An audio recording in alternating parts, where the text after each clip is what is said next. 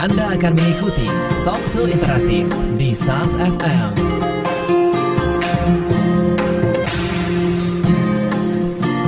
Assalamualaikum warahmatullahi wabarakatuh. Langsung sahabat dari lantai dasar Masjid Nasional Al-Akbar Surabaya. Inilah 107,5 SAS FM dan live video streaming kami di sasfmsurabaya.net. Bermanfaat, menghibur, dan syar'i.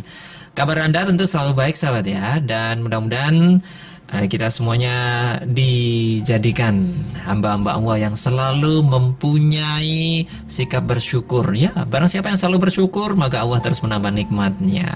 Itu janji Allah sahabat. Dan saya Alik A3, di Gatekeeper ada rekan saya Dia Alvita. Kita ada di program Bisnis Islami bersama Action Coach. Dan narasumber kita kali ini, ya ini tentu narasumber yang luar biasa ya, yaitu Pak Sunarno. Ya, saya sapa terlebih dahulu Pak Sunarno yang telah hadir di studio 1 SAS FM. Assalamualaikum Pak Sunarno. Waalaikumsalam warahmatullahi wabarakatuh. Alhamdulillah kabar baik nih Pak. Alhamdulillah Pak. Bisnisnya juga lancar tentu ini. Alhamdulillah. Ya, lancar dan berkembang. Itu harapannya Pak. Harapannya begitu ya. Dan bermanfaat. Baik, amin. Insya Allah Pak. Dan sahabat, kami mengundang Anda di sini untuk bertanya-tanya bersama Pak Sunarno. Ini nanti di awal-awal kita akan bahas tentang bisnisnya Pak Sunarno ini apa sih? Perusahaannya apa begitu ya, dan lain sebagainya. Anda juga boleh nimbrung, boleh tanya-tanya di sini bersama Pak Sunarno. Telepon kita ingatkan ya, sama seperti sebelumnya. Nomornya tetap ya, 8297299.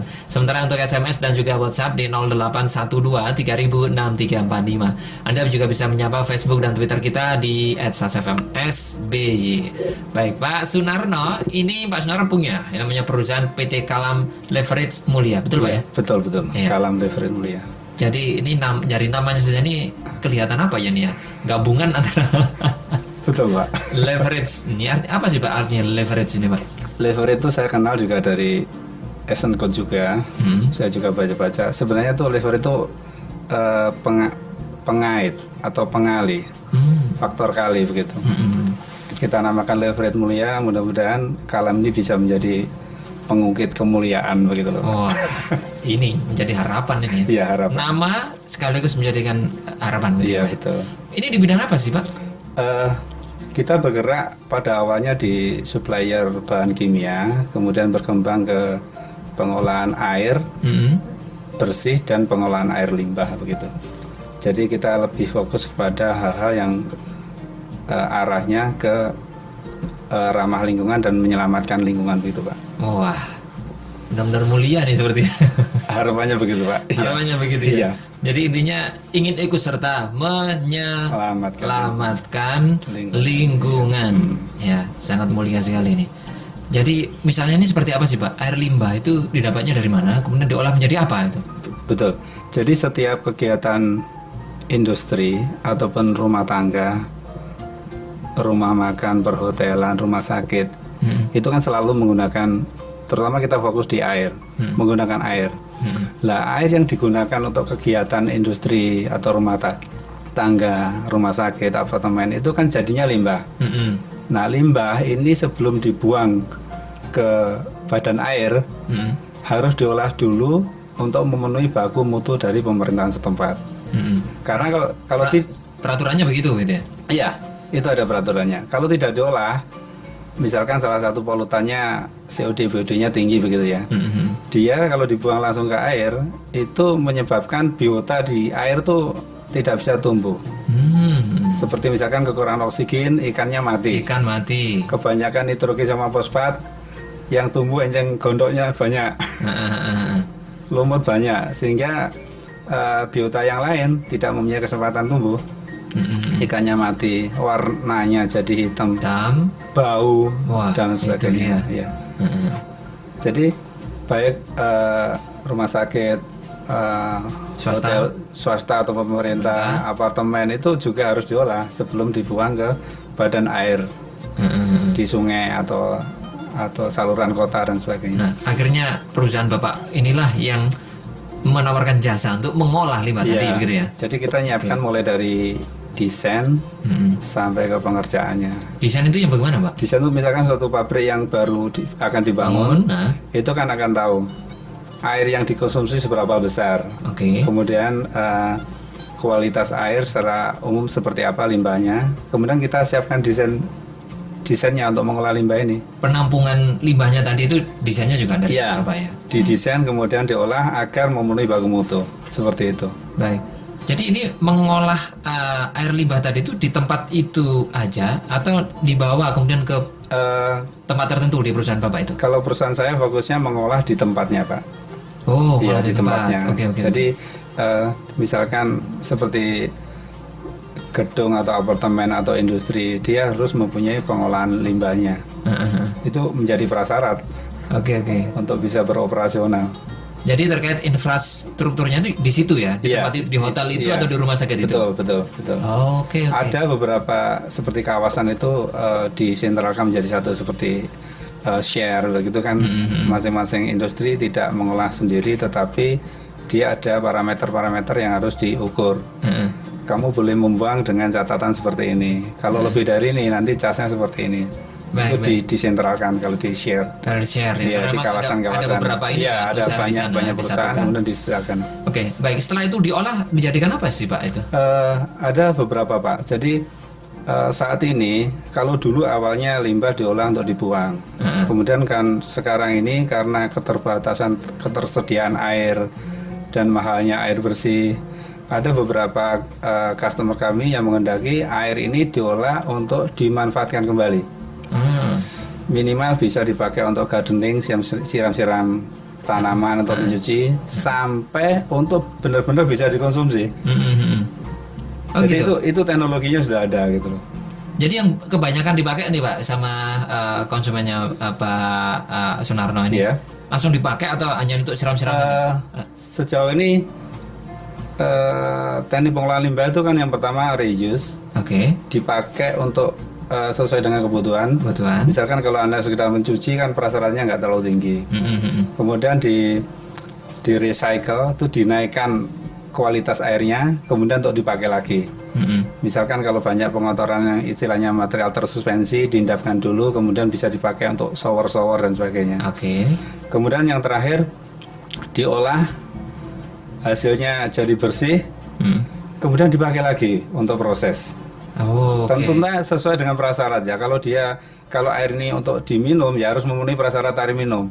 Kalau misalkan dipakai untuk proses industri juga memenuhi prasyarat proses industri. Bahkan ada satu customer yang awalnya maunya dibuang. Oke. Awalnya dikomplain sama masyarakat sekitar mencemari. Tapi setelah kita olah, justru air ini dijadikan rebutan untuk mengairi sawahnya. Oh, oke. Begitu. Bahkan setelah benar-benar kita benahi, yang dulunya pemakaian airnya itu tinggi, taruhlah waktu itu desainnya 250 meter kubik, sekarang tinggal yang dibuang 100 saja, karena yang 150 dipakai kembali. Oh, begitu ya? Iya, begitu. Jadi sampai hampir semuanya hasil dari limbah itu kepakai lagi ya? Iya. Nggak ada yang terbuang berarti Pak? Ada yang terbuang di dalam proses pengolahan biologi itu masih selalu ada yang namanya biomasa. Jadi kegiatan mikrobiologi dihasilkan biomasa itu sebagai limbah padatnya yang tetap harus dibuang. Tapi ke depan pasti akan ada teknologi-teknologi yang bisa memanfaatkan hal itu. Oke. Iya. Sementara masih belum Iya. Sementara belum, nah itu dia biomasa itu ya? Iya, biomasa. Diapakan itu Pak terus? Kalau biomasa itu biasanya diserahkan ke pihak ketiga Pak yang memang mempunyai izin untuk mengelola itu. Oh, oke. Iya, Itu iya. masuk apa ya Pak? B3 bukan ya? Tergantung dari sosnya Pak. Kalau misalkan sosnya itu di dalam proses ada material-material yang masuk di B3, dia akan masuk B3. Kalau Oke. tidak ya tidak. Tidak ya? Iya. Oke. Jadi itu dikelola oleh pihak ketiga Iya, ya? iya. Pak, itu tentu untuk mengolahnya itu perlu mesin-mesin begitu ya? Betul. Ya, mesin ataupun peralatan. Iya, Nah, itu produksi sendiri atau gimana nih? Ada sebagian yang produksi, ada yang sebagian masih import Pak. Kita Import, ya? sama partner ada yang mau import. Gitu. Oke, Iya. baik. Pak, dari kebanyakan ya di Surabaya, Gresik pun juga ada banyak rumah sakit dan Iya, juga di iya. Sidoarjo juga ya. Iya. Dan juga ada banyak hotel. Iya. Sudah dipakai di beberapa Iya, puluhan? Pak. Iya. Puluhan? Kita Semua? belum semua. Belum semua. Iya, tapi cukup banyak. Oke. Bahkan kita sampai ke Jakarta di luar Jawa juga Pak, sampai Baik. Sumatera. Kebanyakan apa Pak? Restoran, hotel atau rumah sakit? Dulu awalnya kita fokus di industri Pak. Industri aja. Awalnya Oke. di Pepo Industri. Kemudian Pepo Industri agak slow down ya. Kemudian pemainnya juga Oke. banyak. Oke. Akhirnya kita berkembang di luar industri, di luar industri paper. Ada kayak tekstil, ada kulit, Oke. kemudian pabrik-pabrik makanan itu banyak juga. Kemudian juga ke perhotelan, apartemen, rumah sakit begitu. Prinsipnya sebenarnya sama ya? Sama, semua limbah bisa diolah. Tinggal prakteknya di mana? Iya. Yang berat di mananya Pak? Di pabrik itu atau di hotel nih? Kalau ada plus minusnya Pak. Kalau misalkan di rumah makan, perhotelan itu kan case-nya dia sama-sama limbah organik, bebannya nggak terlalu tinggi. Oke. Cuma dia ada konten-konten yang seperti amonia yang banyak, Oke. amonia yang tinggi, kemudian Oke. fosfat yang tinggi begitu. Kalau di industri volume besar, Volume besar. kemudian akhirnya kan operasional cost juga besar. Oke. Itu juga tergantung kebijakan dari manajemen Pak. Manajemennya benar-benar care nggak terhadap limbah dan lingkungan. Oke, Jadi oke. kayak yang care pasti dia mau spend Oke. investasi untuk Ke sana ya, untuk menggunakan juga jasanya PT Kalam Leverage Mulia Iya, ini ya. Baiklah. Iya. Itu sama sedikit gambaran ya dari usahanya Pak Sunarno yang luar biasa. Ini niatnya memang ingin menyelamatkan lingkungan yang ada di sekitar kita, atau lebih khususnya itu ke sekitar perusahaan, hotel, restoran dan lain sebagainya. Ada plus minusnya tadi dikatakan oleh Pak Sunarno, kalau di hotel ya jelas amoniaknya banyak begitu ya, dan lain sebagainya. Dan pengelolanya tentu hampir sama prinsipnya. Nah, beliau ini sudah yang memakai jasa beliau ini sudah ada di sampai Indonesia Pak ya, luar-luar pulau juga. Baik. Nanti akan kita perjelas. Ini agak sedikit rumit ya kalau kita bicara mengenai kimia. Kira-kira Pak Sunarno dulu itu pelajarinya di mana ya? Apakah langsung terjun menjadi pengusaha ini atau justru beliau itu jadi karyawan dulu, menimba ilmunya di mana begitu ya? Agak rumit sedikit ya. Untuk kita ingat, dulu pelajaran di SMA, SMP kimia itu agak menakutkan begitu ya. Nah, ini bagaimana dengan Pak Sunarno? Baik, nanti akan kita bahas sesi berikutnya. Telepon kita bagi Anda yang bertanya 8297299, SMS dan juga WA di 0812306345. Sahabat, tentu kami akan kembali setelah yang berikut ini.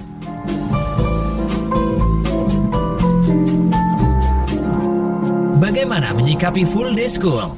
Semakin full day school ini nanti digalakkan dengan niat supaya orang tua merasa aman kalau mereka bekerja, semakin mereka akan mengambil porsi yang sedikit tentang tanggung jawab anak, dan itu sangat membuat saya prihatin. Kalau saya boleh ceritakan fakta, sekolah full day school banyak, ada yang bagus, ada yang tidak. Itu yang bagus sekalipun tidak semua muridnya jadi bagus begitu. Tidak semua muridnya jadi berkualitas seperti yang tadi disampaikan Pak Putri. Kalau nanti anak-anak masuk full day school nanti SDM bisa lebih berkualitas. Iya, bisa jadi, tapi pada kenyataannya tidak semua. Talk show interaktif, mendidik dengan hati. Setiap Senin jam 1 siang di SAS FM. Bermanfaat, menghibur, syar'i. I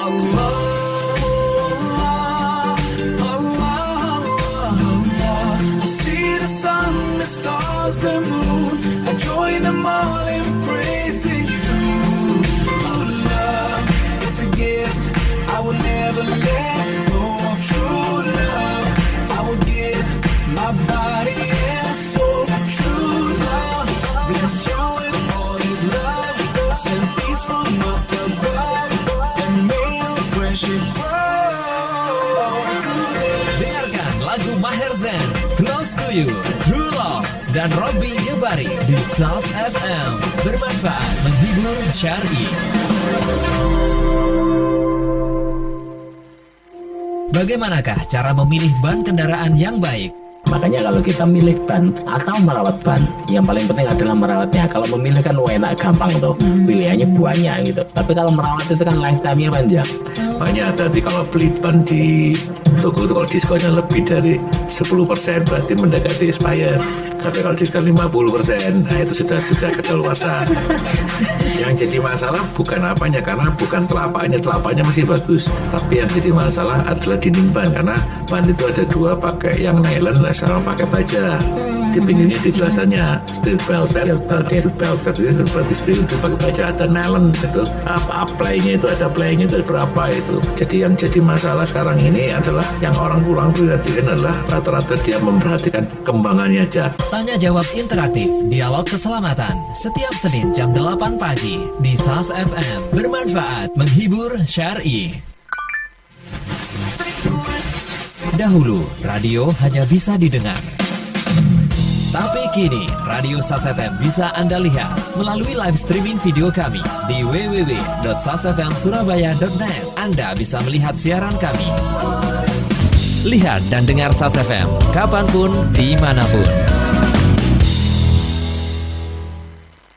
107,5 SAS FM. Bermanfaat, menghibur, syar'i.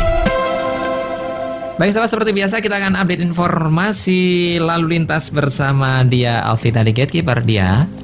Ya Alik dan juga sahabat, untuk update informasi lalu lintas di pukul 8:20 ini, mungkin Anda sudah mulai beraktivitas akan keluar kota ya. Untuk Anda yang akan ke Krian maupun Mojokerto, ini lewat dari Bundaran Tolwaru Juanda mengarah ke Jalan Raya Taman ini, pagi ini terpantau lalu lintasnya ramai sahabat.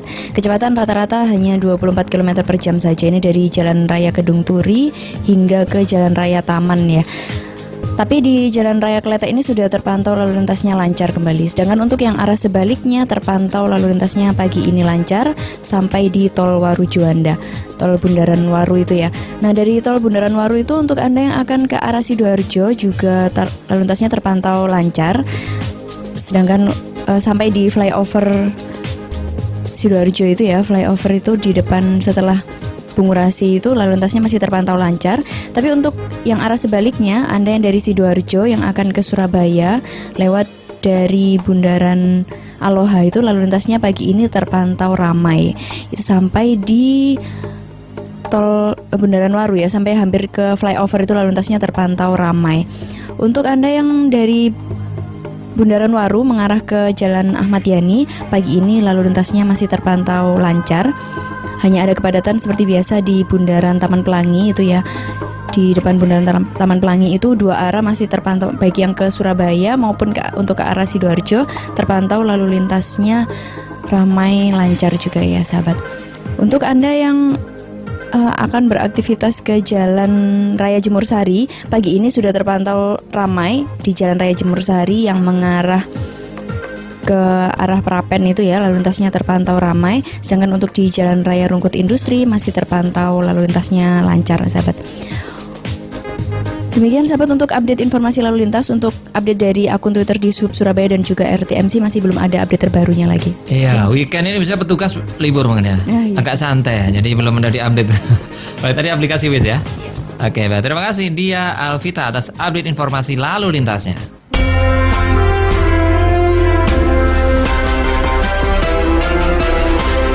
Kembali sahabat di Bisnis Islami bersama Action Coach. Kita masih bersama Bapak Sunarno, beliau owner PT Kalam Leverage Mulia.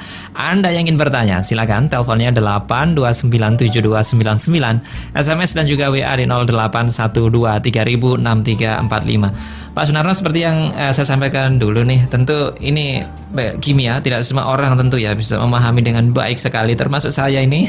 Kimia ya Pak ya. Dulu kurang begitu mengetahui, bahkan tidak suka tuh kalau pelajaran kimia. Pak, kita ingin tahu alasan Pak Sunarno itu terjun di sini dan awalnya nih dari mana nih? Terjun di bisnis Di bisnis ini, di bisnis di bidang kimia ini. Awalnya memang saya kan lulusan kimia ya, kimia Brawijaya, kemudian kerja di satu pabrik kertas begitu di Gresik.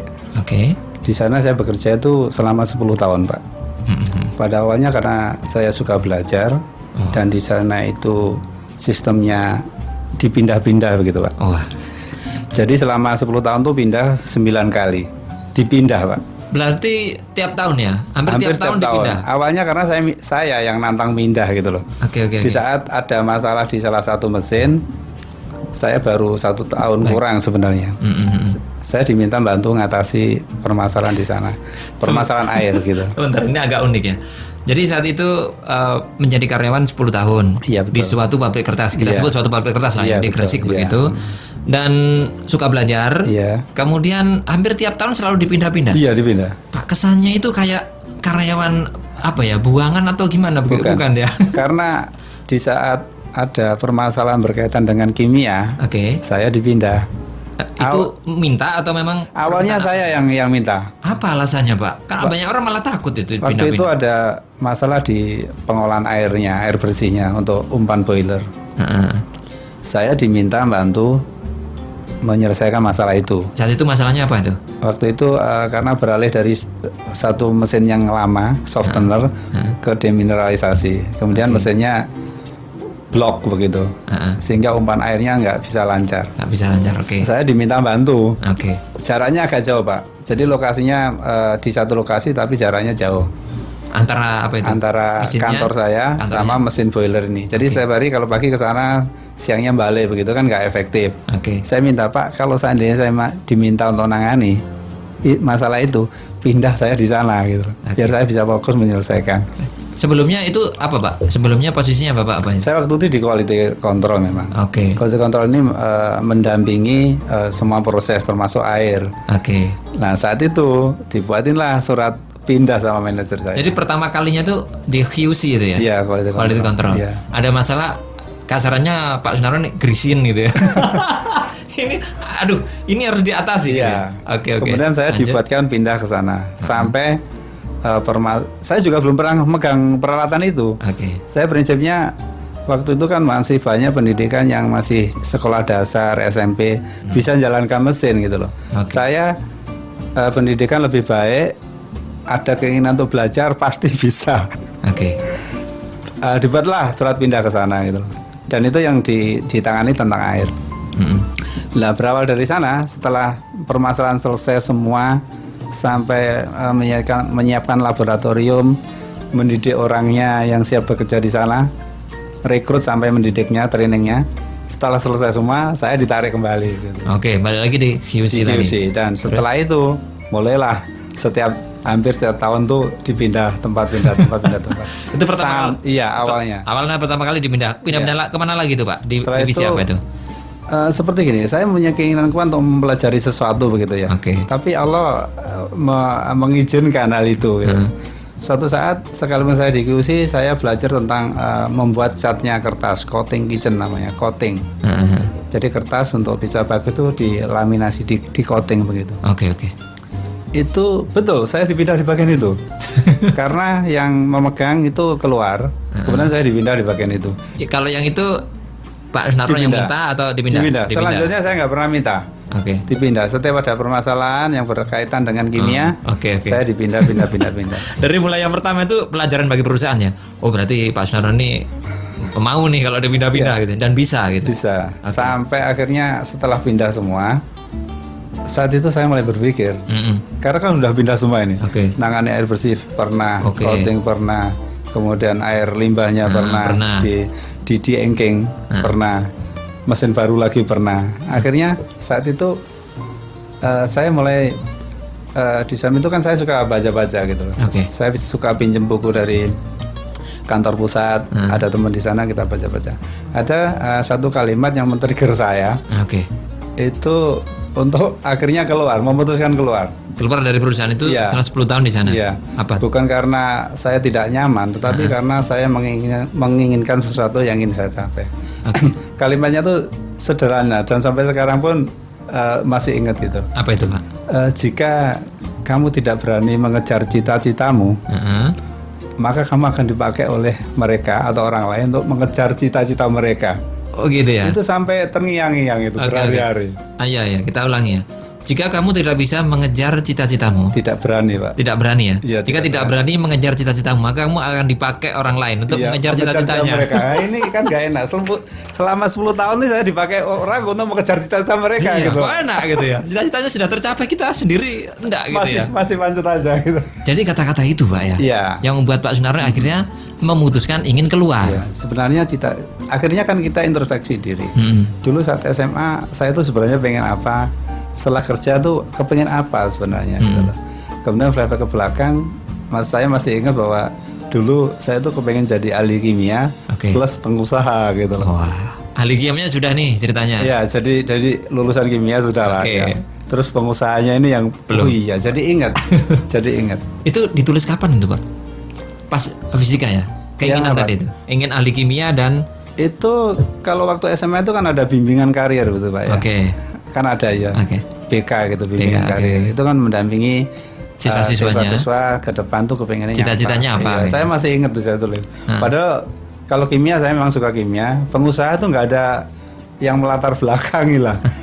Saya juga nggak ingat ya saya kenapa menulis itu gitu. Iya. Jadi ingin menjadi ahli kimia dan juga pengusaha. Ya waktu itu seperti itu. Ahli kimia sudah nih udah pindah di perusahaan 10 tahun. Pengusahanya belum. Teringat itu juga. Iya. Pak, kita agak flashback ke belakang. Pak, ini mungkin juga sahabat-sahabat di rumah nih, anaknya mungkin juga benci kimia. Dulu yang membuat Pak Sunarno cinta kepada kimia itu apa, Pak? Saya itu kan dari kecil tidurnya di musola, Pak. Dari SD ya. Jadi di musola itu anak SD, SMP, SMA, SWG waktu itu ya. Belajarnya kan bareng-bareng. Jadi saat saya belajar sama waktu SD, belajar sama anak SMA, kalau ketemu kimia itu serem katanya. Gitu. Oh besok ujian kimia itu serem. Terus saya tanya sederhana.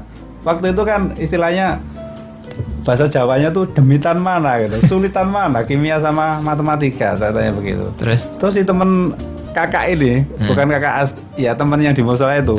Oh demitan kimia katanya. Dari SD itu sudah penasaran sama yang namanya kimia. Lanjut. Jadi sesuatu yang sulit waktu itu menjadi challenge, menantang. Waktu SD, SMP belum dapat kan. Waktu SMA sebenarnya saya diterima di STM sama di SMA. Pengumuman awalnya tuh sebenarnya STM, diterima di mesin. Saya suka mesin juga sebenarnya. Tapi karena di mesin nggak ada kimianya, STM kan nggak ada kimia waktu. Saya pilihlah kimia. Kimia ya. Begitu Pak. Jadi karena penasaran tadi itu. Iya. Kenapa sih orang-orang tuh kok pada membuat serem kimia? Iya. Jadi malah keinginan belajar itu, semakin tertarik ya. Oke. Baik itu dia ya, sekelumit kisah. Nah. Jadi setelah Pak Sunarno tadi membaca satu kalimat dalam buku, ada kalimat trigger tadi itu, yang mana jika kalian tidak berani mengejar cita-cita, maka akan dipakai orang lain. Kapan Pak Winarno benar-benar memutuskan keluar dari perusahaan pabrik kertas itu? Kalimat itu saya baca 2002. 2002. Saya tulis Maret 2003 saya harus keluar dari pabrik ini. Belum tahu mau keluar kemana, tetapi 1 tahun persis Maret 2002 saya menulisnya untuk Maret 2003 saya akan keluar. Harus sudah resign. Harus sudah resign. Setahun berikutnya. Makanya dalam waktu 1 tahun ini lebih mempersiapkan saya mau kemana, terus apa yang akan saya ambil, apa yang harus saya siapkan begitu. Oke. Nah dari berpikir itu intinya kan targetnya sudah jelas, saya harus mandiri kan berarti. Berarti saya harus mandiri. Setelah itu 1 tahun ini saya harus keluar mengambil satu bidang yang memungkinkan saya mandiri. Karena kalau di kertas mau berbisnis kertas, pabrik kertas gitu ya, pasti investasinya kan besar. Besar itu. Itu waktu itu sangat-sangat tidak visible. Akhirnya saya mencari yang sangat visible adalah keluar. Waktu itu pilihannya ikut supplier. Jadi ingin berdagang. Simpelnya saya ikut supplier, belajar bagaimana menjual, bagaimana mendapatkan customer. Akhirnya kan agak lebih visible, sangat visible untuk bisa switch mandiri begitu Pak. Dan betul setelah saya siapkan di tengah-tengah tahun, karena saya ahli di bidang kertas dan air, di pertengahan tahun itu ada beberapa teman supplier yang mengajak saya untuk membantu menyelesaikan permasalahannya di customernya begitu. Jadi selama setahun itu setelah menulis dan keluar Maret ya, Maret 2002 hingga Maret 2003 itu Pak Sunarno belajar tentang supplier. Saya prepare diri saya, menyiapkan diri, memantaskan diri untuk jadi. Itu dilakukan di dalam perusahaan atau luar? Di dalam perusahaan Pak. Seperti saya buatkan program-program training. saya presentasi. Di samping saya belajar, saya juga mentransfer ilmu saya ke, Di samping ke itu anak juga buah saya. Ya, menyiapkan ke depan betul. juga. Saya menyiapkan anak-anak saat saya Pinternya. keluar harus Oke. sudah siap. Oke. Dan nggak ada yang tahu. Ini cara-cara cerdas ya. Ini cara cerdas bagi Anda yang mau keluar ya. Ini cara benar ini bagus ini. Perlu saya contoh ini kayaknya ya. Terus gimana Pak? Sampai pada akhirnya saya pernah diajak keluar membantu nangani masalah Supplier. Salah satu supplier. Ya, saya cuti. Oke. Saya pergi ke Jawa Tengah waktu itu. Ada masalah di pabrik kertas. Saya bantu presentasi, menyelesaikan masalah. Pulangnya dinego sama yang ngajak saya ini. Oh, wah. Pak, gimana kalau gabung sama kita aja? Oke. Jadi Itu itu Pak ceritanya. Ceritanya begitu. Iya, Akhirnya betul. setelah itu semakin yakin lah. Ada peluang nih. Jadi yang saya yakin begini, setelah kita declare, kita kasih statement pada diri kita. Kalau mungkin kalau diri kita setelah kita bersahadat begitu ya, itu akan ditunjukkan jalan ke sana. Oke. Jadi kita yang menuju juga Allah mendekatkan apa yang kita akan tuju itu begitu. Oke. Ya contohnya seperti itu tadi, setelah kita state 1 tahun ke depan, di tengah jalan sudah ada yang nawari. Pada saatnya persis Maret saya keluar. Maret 1 tahun setelah menulis itu. Persis Maret 2003. Dan itu yang mengatakan yang saya ingin bergabung, saya sebenarnya nggak memaksa. Iya. Sepertinya memang ajaib ya tangannya dari Pak Sunarno ini. Pertama, cita-citanya Pak SMA di BK itu mengatakan dari ahli kimia dan juga perusahaan terjadi. Kemudian dia nulis juga yang terakhir ya terkait risetnya juga terjadi. Apa ya kira-kira kiat-kiat lainnya? Apa sih kebiasaan Pak Sunarno ini yang dilakukannya terkait ibadah dan lain sebagainya? Nanti kita bahas ya di sesi berikutnya Pak ya. Oke, baik. Kita masih di Bisnis Islami bersama Action Coach. Anda yang bertanya 8297299 SMS dan WA 0812306345. Kita ke catatan informasi berikut ini. Catatan informasi. Sahabat, untuk catatan informasi yang pertama dari Jombang, BB POM sita produk pendamping ASI dari toko perlengkapan bayi di Jombang. Makanan pendamping ASI dengan merek Babyluck yang mengandung bakteri berbahaya ditemukan beredar di Kabupaten Jombang. Petugas dari Balai Besar Pengawas Obat dan Makanan Surabaya menyita 72 bungkus makanan dari sebuah toko perlengkapan bayi di Jalan Ahmad Yani, Jombang, Jumat kemarin. Staf penyidikan BB POM Surabaya Mustajab mengatakan, razia kali ini digelar menyusul adanya penggerebekan PT HBS di pergudangan Taman Tekno, Kecamatan Setu, Kota Tangerang Selatan. Pabrik tersebut memproduksi makanan pendamping ASI tanpa izin edar sekaligus mengandung bakteri E. coli dan coliform yang melebihi batas ambang seharusnya. Penyitaan produk PT HBS ini sempat diwarnai protes dari pemilik toko. Namun setelah terjadi argumentasi, pemilik toko merelakan dagangan mereka disita oleh petugas. Untuk catatan informasi yang selanjutnya dari Jeddah, strategi pemerintah persingkat antrean jamaah haji. Pemerintah menyiapkan strategi untuk mempersingkat antrean jamaah haji Indonesia.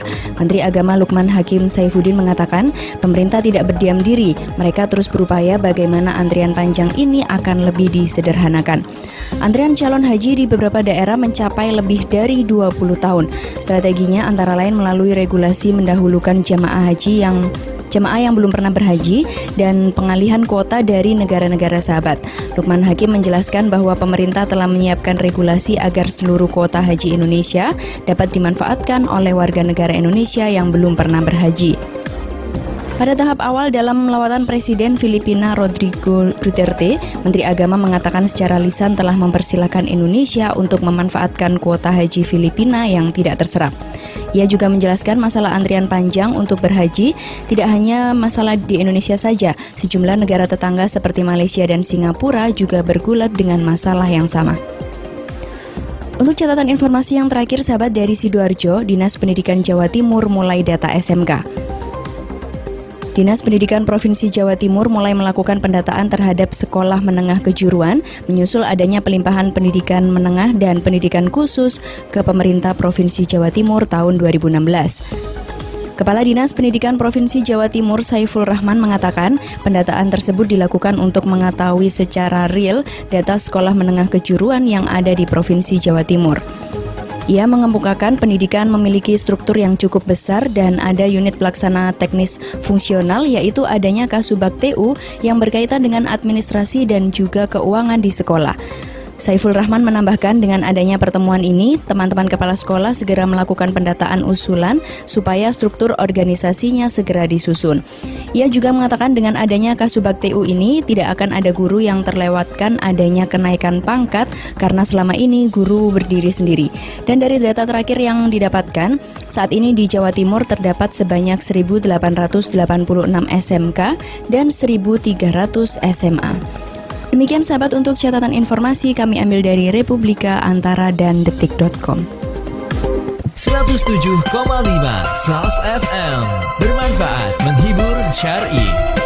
Ya, mengenai merek ini penting ya. Tadi BPOM sita produk makanan bayi ilegal di Jombang ya. Namanya tuh mereknya ini yang disita adalah Baby, tulisannya tuh Baby Look. Ini karena ini mirip-mirip brand terkenal itu ya. Baby Luck, bukan Baby Luck tapi Baby Look ya. Tulisannya Baby Look ya.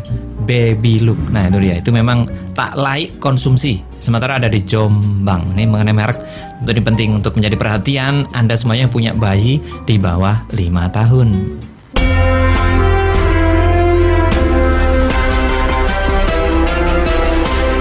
Kembali sahabat di Bisnis Islami dan ini bersama Action Coach ya. Masih bersama Pak Sunarno dari PT Kalm Leverage Mulia. Anda yang bertanya 8297299 SMS dan juga WA 0812 3006 345. Baik Pak Sunarno, setelah itu setelah tadi ditawari sama suppliernya, perjalanan berikutnya nih Pak.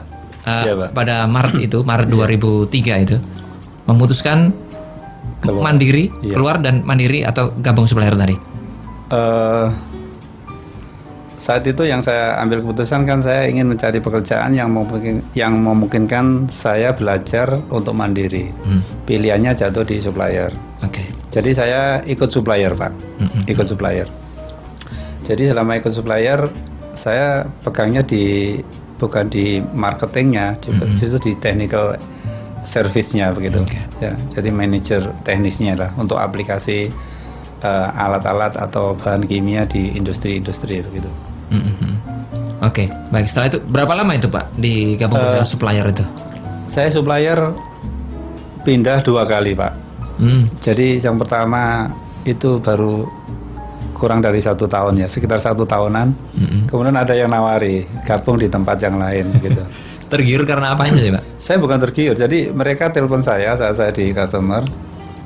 Saya sederhana, saya nanya loh, kenapa kok Bapak kepingin rekrut saya gitu loh. Dia jawab sederhana, karena teman-teman customernya dia, teman-teman customer tuh banyak yang mereferensikan Bapak gitu. Oh, gitu aja. Oke. Oh ya gitu. Terus akhirnya saya bulan depan saya gabung begitu, karena perusahaan yang ini saya lebih mempunyai kesempatan belajar lebih gitu loh. Dari sisi sistem manajemennya, kemudian dari sisi customer yang ditangani begitu. Oke. Setelah itu baru berapa lama di sana Pak? Yang di baru itu, di supplier baru? Di supplier baru yang pertama kali gabung tadi sekitar 1 tahun. 1 tahun. Berikutnya supplier Berikutnya total tuh sekitar 4 tahun Pak saya ikut supplier. Oke. Jadi dari 2003 keluar, 2007 karena tadi kan kita udah tulis ya, kita kepengen mandiri. 2007 2008 itu ada benar-benar yang menawari begitu. Oke. Untuk jalan bareng-bareng. Oke, mandiri maksudnya. Iya, mandiri bareng-bareng. Oke. Tapi berpartner begitu. Jadi membuat perusahaan tapi bareng-bareng, bukan saya sendiri. Urunan lah ya. Betul. Istilahnya begitu. Ya, ada Oke. pemodal, ada yang jalanin begitu. Akhirnya berdirilah satu perusahaan Waktu itu. itu berdiri satu perusahaan. Heeh. Yang saya kelola bareng-bareng sama teman-teman. Baik. Perusahaan ini banyak pihak Pak. Kemudian yang memodali juga sudah sangat-sangat punya uang dari sisi uang. Akhirnya saya kan baru belajar ini. Ekspektasi dia dengan realita yang kita jalani itu berbeda. Kemudian saya awalnya kan berdua ini. Kita datang ke Jakarta untuk meminta barang sebenarnya. Oke. Untuk kita bantu jual. Tapi malah si pemilik barang tuh ingin gabung di perusahaan kita begitu loh. Oke. Akhirnya perusahaan yang awalnya sudah kita buat lagi baru. Karena ada Permintaan tadi itu. permintaan itu. Akhirnya jalan karena ekspektasinya berbeda, harapannya mungkin terlalu besar begitu, dengan hasil yang diperoleh akhirnya tidak ada ketidakcocokan. Nah ini penting di dalam memulai bisnis ini, harus bisa bersinergi, bukan sekedar kita ngobrol kemudian cocok, kita bisa setup bisnis bareng-bareng gitu. Maksudnya gimana tuh Pak? Sinerginya nih maksudnya gimana? Harus ada porsi yang kita bisa saling ambil. Kemudian karena ini saya pikir bisnis ini kalau kita berpartner itu benar-benar harus klik, seperti halnya kita memilih pasangan hidup. Pasangan hidup, wah. Betul. Sama seperti memilih istri atau suami. Betul Pak. Karena ini kaitannya kan harapannya kan memilih partner itu kan bisa langgeng gitu, tidak putus di tengah jalan. Sebagaimana kita memilih istri, harapannya kan seperti itu. Bisa mempunyai keturunan, bisa sampai besok kelak di akhirat begitu. Bersama juga begitu ya. Karena kalau kita nggak benar-benar, karena pengalaman kita kalau gegabah memilih partner, seringkali 1-2 tahun pecah. Oke. Ya, itu berjalan dari 2007, 2008, 2010 saya Pak. Akhirnya saya putuskan saya keluar untuk menjalankan sendiri. Karena merasa tidak cocok. Sebenarnya awalnya ini kan amanah untuk saya jalanin, tetapi dengan berjalannya waktu ada semacam kecurigaan begitu. Nah, siapa yang curiga Pak? Partnernya curiga dengan Pak. Curiga ada sesuatu yang harusnya saya kerjakan atau saya kasihkan tidak dikasihkan, misalkan begitu. Seperti mobil untuk operasional sempat ini dipakai taksi toh, masa sekian tahun sudah sekian begitu loh. Padahal insya Allah saya nggak pernah saya pakai kecuali untuk kegiatan bisnis dan mungkin keluarga gitu. Baik. Karena sudah saya hitung 1, 2, 3, saya hitung kalau 3 kali dia melakukan hal yang seperti itu, maka saya akan putusin keluar. Saya putusin keluar selama 3 bulan ini, jangan ganggu saya dulu. Saya siap untuk RUBS begitu ya, tapi tidak dalam waktu 3 bulan ini. Saya akan mulai bisnis sendiri begitu. Oke. Ini tentu perhatian bagi kita ya. Sekarang tuh juga lagi musim loh Pak ya. Mau dirikan usaha patungan begitu ya. Urunan istilahnya begitu ya. Dengan teman dan Pak tadi dikatakan memilih partner ini, bisnis ini yang mau diajak urunan tadi. Harus seperti sama seperti memilih pasangan. Betul Pak. Sama seperti memilih istri. Atau sama memilih suami begitu. Pak dikatakan cocok. Menurut deskripsi Pak Sunarno itu ya bagaimana sih partnernya cocok itu?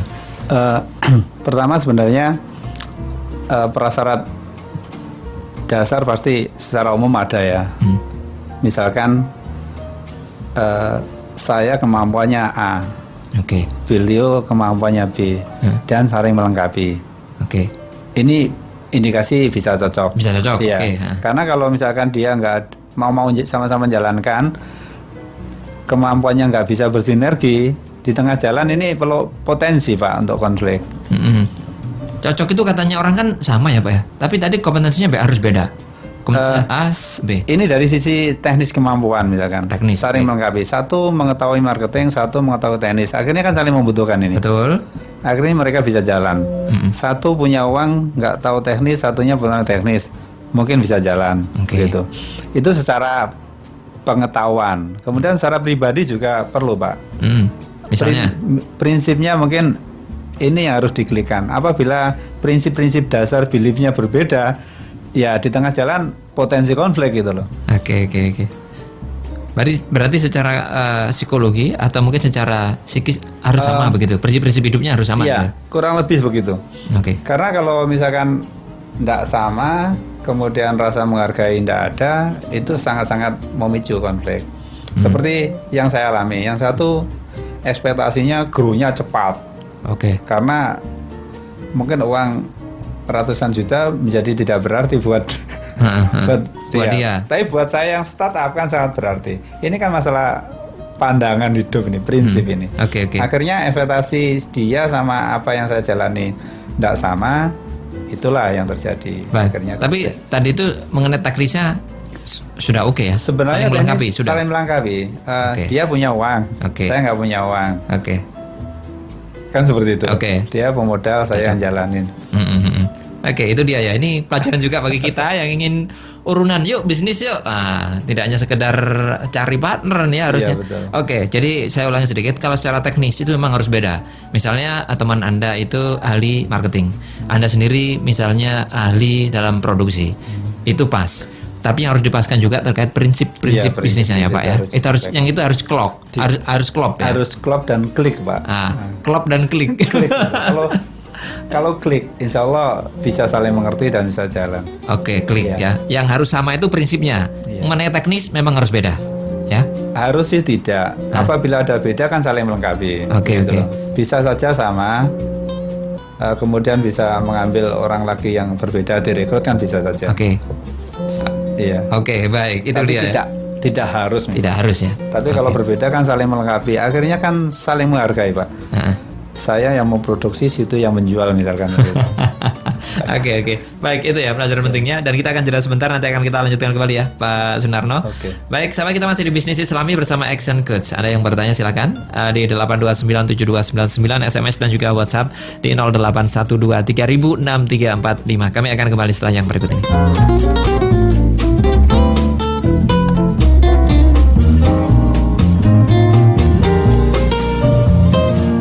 Adakah hubungannya antara pemuda, pendidikan, dan kemajuan bangsa? Kita sedang beruntung nih Indonesia karena kita mendapatkan bonus demografi dengan persentase remaja yang lebih tinggi dibandingkan negara-negara lainnya.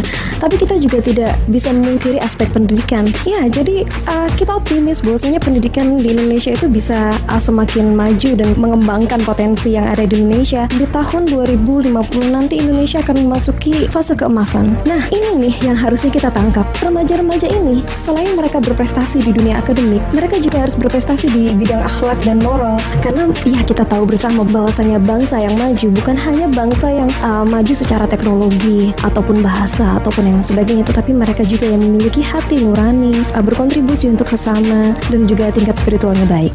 Mengulas aktivitas dan prestasi generasi muslim dalam Gen Muslim setiap Sabtu jam 1 siang di SAS FM. Bermanfaat, menghibur, syar'i.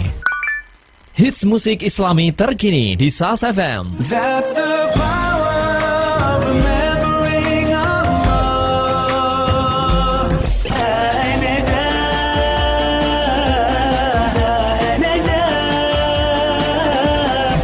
She calls out to the man on the street. Simak lagu-lagu di SAS FM di catatan redaksi di Hits Musik Islami dan di Syair dan Syiar. Allah tidak akan pernah ingkar janji. Allah itu tidak pernah ingkar janji. Nah, di ayat yang ke-9 tadi, janji Allah buat siapa? Janji Allah buat syaratnya kalau ingin dapat memperoleh bagian dari janji Allah, maka aminu wa amilus sholihah. Apa janjinya? Maghfiratun, terus wa ajrun azim. Ajrun apa? Atau ajrun itu juga upah. Berarti orang yang dikasih upah, yang digaji oleh yang digaji itu hanya orangnya apa? Orang yang kerja, orang yang berusaha. Berarti usaha yang harus kita penuhi itu adalah kita harus memenuhi usaha kita apa? Amanu wa amilus sholihah. Ngaji terjemah Anatomi Al-Quran live Studio 2 setiap Senin jam 4 sore di SAS FM. Bermanfaat, menghibur, syar'i. Kajian Ba'da Maghrib setiap hari setelah salat Maghrib live Masjid Al-Akbar 107,5 SAS FM. Bermanfaat, menghibur, syar'i. Saat masih di program Bisnis Islami dan ini bersama Action Coach ya, dan kita masih bersama Pak Sunarno, beliau dari PT Calm Leverage Mulia. Ada sedikit waktu bagi Anda yang bertanya 8297299 SMS dan WA 0812306345. Sedikit yang bertanya ini Pak Sunarno dari Pak Rudi ini ya, ini terkait teknis sekali. Pak, apakah bisa ini Bapak menampung ampas tebu di orang jual es tebu untuk buat kertas supaya tidak mengotori lingkungan? Maksud tidak itu Pak? Dulu teknologi pembuatan kertas di Indonesia, terutama di Jawa ya, dulu kan tempat di PT Leces itu menggunakan bagas ampas tebu tadi untuk dibuat kertas. untuk membuat bagas menjadi kertas tuh memang butuh teknologi Khusus. iya. Teknologi Dan khusus. pabrik kertas itu kan konsumsinya besar Pak. Tapi kalau ini misalkan diolah untuk apa, untuk skala home industri ya, kecil-kecilan Cocok ya? gitu, mungkin masih bisa. Cocok. Masih bisa karena seratnya ini memang bisa dipakai untuk ini, Untuk kertas bisa. untuk kertas. Tapi yang sekarang ini kan yang ada di pabrik gula itu kan butuh sumber energi yang besar. Bagasnya ini dipakai untuk memanaskan niranya tebu itu. Nah itu dia ya. Daripada dipakai untuk kertas begitu loh, dipakai lagi sama beliau. Kalau di beberapa negara di luar negeri itu dia berbarter antara pabrik gula ini menghasilkan bagasnya dipakai untuk pabrik kertas dan dia mendapatkan sumber energi dari batu bara begitu. Bisa seperti itu. Kalau di Indonesia masih kurang ya. masih Itu dipakai batu baranya banyak. Jadi berlimpah bahkan kita ya. ampas tebunya ini dipakai untuk memanaskan Dipakai lagi lah niranya. sama beliau ya, tidak untuk kertas. Kalau dari pinggir-pinggir itu ya nggak cukup lah ya Pak ya untuk pabrik kertasnya ya, malah sedikit sekali Ya, itu itu volumenya. mungkin bisa dimanfaatkan untuk yang lain. Nah, yang lain home industry baik itu untuk Misalkan Pak Rudi ya. untuk kompos atau untuk yang lain. Itu lebih bagus seperti itu ya. Baik. Itu Pak Rudi dan Pak setelah tadi akhirnya keluar nih dari dari apa namanya? Iya. partner tadi itu Iya. akhirnya benar-benar mandiri begitu ya. Iya, saat itu benar-benar kadang kita itu perlu apa ya? Bahasa saya tuh state, menulis, menyatakan. Kalau kita udah menyatakan sesuatu dan kita believe atau berpegang teguh tentang itu, jika kita itu was-was untuk mengambil tindakan, kadang pemikiran dan analisa saya itu Allah yang memaksa kita untuk mengambil tindakan itu gitu. Sesuai yang ditulis tadi. Iya, karena terpaksa, nggak ada pilihan. Makanya kenapa kadang kita dihadapkan dengan kesulitan yang sangat-sangat sulit. Itu saya mengambil hikmahnya, begitulah salah satu cara Allah mengajarkan kepada kita. Juga Allah kan juga mengadakan hal-hal yang sama seperti itu kepada nabi-nabinya. Dihadapkan kepada permasalahan. Bagaimana Rasulullah mulai dari kecil sudah seperti itu. Oke. Bagaimana Nabi Ibrahim seperti itu. Memang itu kalau kita udah buat dream, impian, kadang kita berat untuk mengeksekusi. Kalau kita memang benar-benar menginginkan, akan dipaksa oleh Allah untuk mengarah ke sana. Bener Pak. Baik. Jadi saat itu tidak ada pilihan karena saya ada konflik ya dengan partner. Sampai waktu itu saya nggak tahu kalau mendirikan perusahaan tuh sampai seberapa ya biayanya waktu itu kan. Karena waktu saya berpartner kan semuanya diurusi sama mereka yang sudah pengalaman. punya Ya. uang juga itu. Oke. Akhirnya waktu kita lagi nyetir, kita ngelihat papan namanya notaris, kita telepon Pak. Oke. Pak, membuat CV atau PT itu seberapa? Kemudian saya berhitung sangat mungkin ini gitu loh. Terus akhirnya saat itu juga saya datangi notaris yang berbeda. Saya tanya-tanya, bahkan notaris itu nyarankan kalau ngurus notaris aktenya aja segini Pak. Kalau mengurus sekarang itu udah sangat mudah. Kalau Bapak punya waktu, Bapak bisa urus sendiri. Itu Pak. Oke. saatnya. Baik. Kemudian tentang hukumnya legalitasnya oke begitu Oke, ya ya. notaris. Kemudian tentang bisnis plan-nya. Ini bagaimana Bapak mempelajarinya? Ini kan baru ya. Betul. Jadi saat itu saya udah mengenal sedikit banyak tentang pasar ya, terutama yang berkaitan dengan industri saya di kertas, di pengelolaan air dan sebagainya. Kemudian saya juga belum punya sumber di mana saya harus ambil. Oke. Tetapi alhamdulillah ada teman bisnis yang mensupportnya Pak. Jadi saya bisa mengambil barangnya beliau, kita jual, kita bisa tempo sama si beliau ini. Itu yang mengawalinya. Oke. Jadi sehingga bisnisnya bisa tumbuh pelan-pelan. Kemudian terkait manajemennya seperti apa Pak? Mempelajarinya. Tentang manajemen, awalnya karena saya ini istilahnya lebih cepat dari planning saya. Saya kan memplanningnya paling tidak 5 tahun untuk setup bisnis. Kemudian saat itu baru 3,5 ya, 4 tahun dan harus memulai bisnis sendiri. Akhirnya begitu kita ada jalan, kita nggak tahu banyak tentang bisnis. Lah saat itulah saya belajar di Essence Code itu Pak. Oke.